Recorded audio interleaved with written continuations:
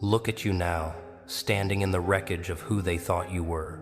They tried to keep you small, tried to convince you that your place was beneath them, that your voice didn't matter, that your dreams were too big for someone like you. They whispered it in meeting rooms and living rooms, behind closed doors and fake smiles, told you to be realistic, to settle, to accept the crumbs they threw your way and be grateful for the scraps. And if you're watching this right now, if these words are hitting different, do me a favor. Hit that subscribe button, because we're building an army of people who refuse to stay buried. Drop a comment below and tell me what they said you couldn't do, what they said you'd never become. Because I want you to see this comment a year from now and laugh at how wrong they were. They looked at your ambition and called it delusion, looked at your confidence and labeled it arrogance, looked at your refusal to quit and diagnosed it as stupidity, as if persistence was a character flaw instead of the only trait that separates legends from losers. They needed you to fail because your success would expose their excuses. Your rise would reveal their resignation. Your transformation would spotlight their stagnation. So they did what crabs in a bucket always do. They grabbed your ankles every time you tried to climb out. They questioned your methods, criticized your choices, laughed at your attempts, predicted your downfall with a certainty that felt more like a curse than an observation. And you actually listened for a while, didn't you? Let their doubts seep into your thoughts like poison. Let their limitations become your boundaries. Let their fear of flying convince you to stay grounded. But something happened. Something inside you cracked wide open. Not broke, cracked. The way concrete cracks before the flower pushes through. The way ice cracks before the sun melts it into rivers. The way a chrysalis cracks before the butterfly explodes into existence. You started to realize that their opinions were just noise, background static from people who gave up on their own dreams and needed you to give up on yours, so they wouldn't feel so alone in their surrender. You stopped asking for permission to be great. Stopped waiting for validation from people who couldn't even validate themselves. Stopped explaining your vision to those who lacked the imagination to see beyond their own limitations. And that shift, that internal revolution, it changed everything. Because the moment you stopped seeking their approval was the moment you started building your empire. They told you to be humble, but what they really meant was stay small. They told you to be patient, but what they really wanted was for you to wait forever, to postpone your dreams until some mythical perfect moment that would never arrive. They told you to be grateful for what you have, but what they couldn't stomach was watching you reach for what you deserve. Let me tell you what really terrifies them. It's not that you might fail. They're actually hoping you fail, praying for it, waiting for it, already preparing their "I told you so" speeches. What absolutely destroys them is the possibility that you might succeed, that you might prove every doubt wrong, every criticism false, every prediction inaccurate. Because if you can do it, if someone like you, who came from nothing, who had every reason to quit, who faced every obstacle they use as their excuse, if you can rise, then what's their explanation for staying stuck? You became their mirror, and they hated their reflection. Your dedication exposed their laziness. Your discipline highlighted their excuses. Your growth made their stagnation unbearable. So they tried to dim your light, not with obvious sabotage, but with subtle undermining. A joke that cuts just deep enough. A comment disguised as concern. A question framed as care but designed to plant seeds of doubt. How long can you keep this up?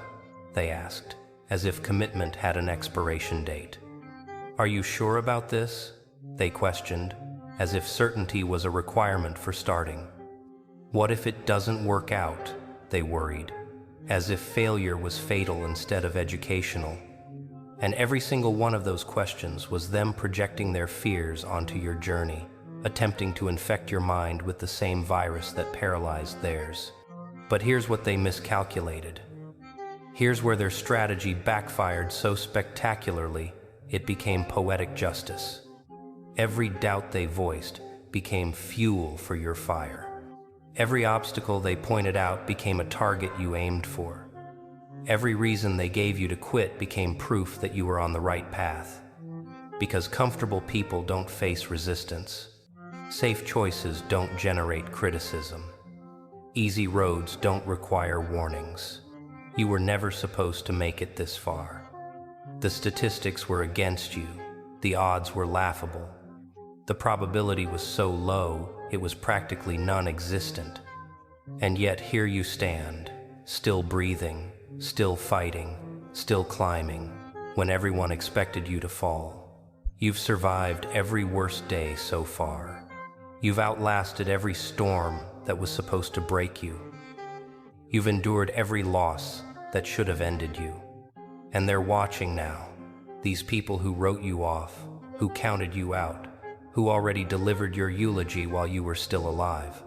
They're watching with confusion and something else, something they won't admit out loud. Respect mixed with regret. Admiration tangled with envy.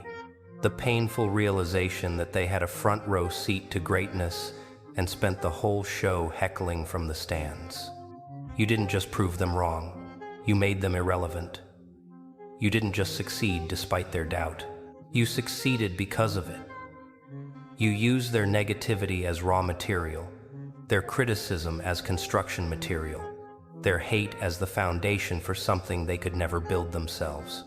A life designed by you, for you, based on your terms, your timeline, your definition of success. They wanted you to play it safe, get a stable job, follow the traditional path, color inside the lines they drew. But you looked at that path and saw a cage. You looked at their stability and saw stagnation. You looked at their realistic expectations and saw dream assassination disguised as life advice. So you chose different. Chose dangerous over safe. Chose possible over probable. Chose your vision over their version. And it cost you. Don't pretend it didn't. You lost friends who couldn't grow with you. You lost family members who couldn't understand you. You lost connections with people who loved the old you but feared the new you. You traded comfort for chaos, certainty for chance, the known for the unknown.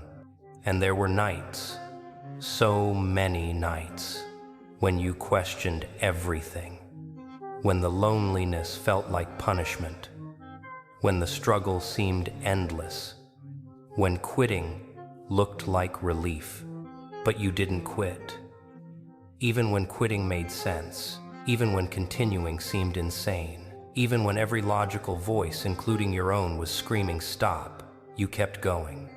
Not because you're special, but because you understood something they didn't.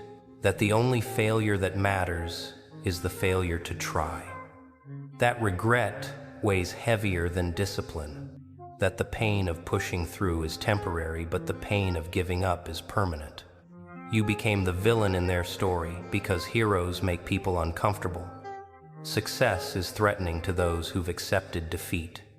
Transformation is offensive to those who've resigned to stay the same. You didn't ask for this role. You didn't want to be the one who makes others feel inadequate by simply pursuing excellence. But you refused to shrink. Refused to dim, refused to pretend you're less than you are so they could feel better about being less than they could be. Now they're stuck, trapped in lives they hate, working jobs that drain them, maintaining relationships that deplete them, living for weekends and vacations, counting down days until retirement, until some distant future when life supposedly begins, while you decided that life begins now, that waiting is just fear wearing a disguise, that someday is a disease that will take your dreams to the grave. You stopped talking about what you're going to do and started doing it. Stopped planning the perfect moment and started working with this moment. Stopped waiting to feel ready and started understanding that ready is a feeling you create through action, not a state you wait to arrive at. And that shift from thinking to doing, from planning to executing, from dreaming to building, That's where everything changed. They're still talking, still doubting, still predicting your downfall like it's inevitable. Let them. Let them waste energy on your life while you pour that energy into your purpose. Let them obsess over your moves while you stay focused on your mission. Let them discuss your choices while you design your destiny. Their attention is proof you're doing something worth noticing. Their criticism is evidence you're breaking rules worth breaking. You don't need them to understand. You don't need them to approve. You don't need them to believe in you because you've learned the most powerful truth of all. The only belief that matters is your own. The only validation that counts comes from within. The only person who needs to be convinced is the one in the mirror.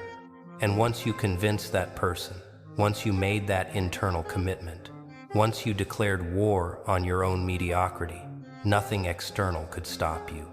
They tried to bury you, but they didn't know you were a seed. They tried to drown you, but they didn't know you could breathe underwater. They tried to burn you, but they didn't know fire is where phoenixes are born. Every attempt to destroy you just revealed another level of resilience they didn't know existed. Every attack just uncovered another layer of strength you didn't know you had. You're not the same person who started this journey. That version died 1,000 deaths. Each failure killed a piece of who you were and built a piece of who you're becoming. Each setback buried an old belief and planted a new truth. Each obstacle removed another illusion and revealed another reality. You've been dying and being reborn so many times you've lost count. And what emerged from all that death and rebirth isn't the person they expected. It's someone they can't categorize, someone they can't control, someone they can't comprehend. You've become dangerous in the best way possible. Dangerous to the status quo, dangerous to mediocrity, dangerous to every excuse people use to justify staying stuck. You're living proof that change is possible, that transformation is real, that the life you want exists on the other side of the comfort zone they worship like a religion. And here's what happens next. Here's where the story gets beautiful. You don't stop. You don't peak. You don't arrive and declare mission accomplished. You keep evolving, keep growing, keep pushing boundaries they didn't even know existed, because you've learned that the ceiling they pointed to was just their limit, not yours. That the top they referenced was just as far as they could see, not as far as you can climb. You'll build things they said couldn't be built. You'll reach places they said couldn't be reached. You'll become the person they said couldn't exist. And when you do, when you're standing at heights they claimed were impossible, you won't need to say, "I told you so." Your life will say it for you. Your success will scream it. Your transformation will prove it beyond any argument they could construct. They'll tell new stories then, rewrite history to include themselves in your journey. Claim they always believed in you, pretend they were supportive from the start, and you'll smile, not with bitterness, but with understanding, because you know the truth. You know who was there in the dark. You know who stayed when staying was hard. You know who believed when belief required blindness to current circumstances and faith in future possibilities. This is your time, not someday, not when conditions are perfect, not when you feel ready. Now, right now, this moment, this breath, this heartbeat. This is when you decide that their opinion of your potential doesn't define your reality, that their prediction of your future doesn't determine your destination, that their assessment of your worth doesn't calculate your value. You are not who they said you were. You are who you decide to be. And that decision, that choice, that internal declaration of independence from their limitations, that's where power lives. That's where freedom exists. That's where your real life begins. Not when they approve, not when they understand, not when they finally see what you saw all along, but when you stop needing them to see it, when you stop requiring their validation, when you stop waiting for permission to be everything you were created to become. So, rise. Not for them, not to prove anything to anyone, not to make them regret doubting you. Rise for you. Rise because you deserve to see how far you can go. Rise because you owe it to every version of yourself that survived when surviving seemed impossible. Rise because your dreams are too important to die with their doubt. Rise because the world needs what only you can build. Rise because staying down is no longer an option. They tried to bury you. They failed. You're not underground. You're planted. And everything they did to stop your growth just watered the seed they didn't know they were planting. Now watch what grows from that soil. Watch what blooms from that darkness. Watch what rises from that grave they dug. It won't be the person they buried. It'll be the legend they created by trying to destroy you. And that legend, that's your gift to everyone who's ever been counted out, written off, buried alive by people who couldn't see their greatness. You're the proof that burial isn't the end. Sometimes it's just the beginning of the most powerful comeback story ever written.